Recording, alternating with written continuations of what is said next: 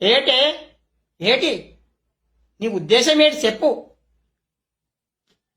ఈ పెద్దకి ఈరోజు ఫైనల్గా చెప్పేయాల. ఏటి నీ ఉద్దేశం?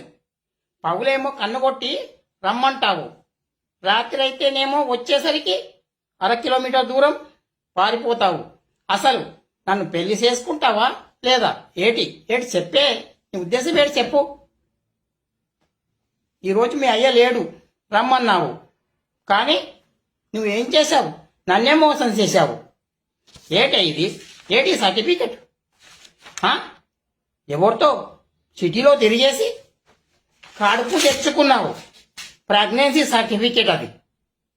మరోసారి ఇలా చేశావంటే నేను నిన్ను ప్రేమించినోన్ని చంపేస్తాను. ఏమనుకున్నావు? ఈ పెద్ద మాట అంటే మాటే.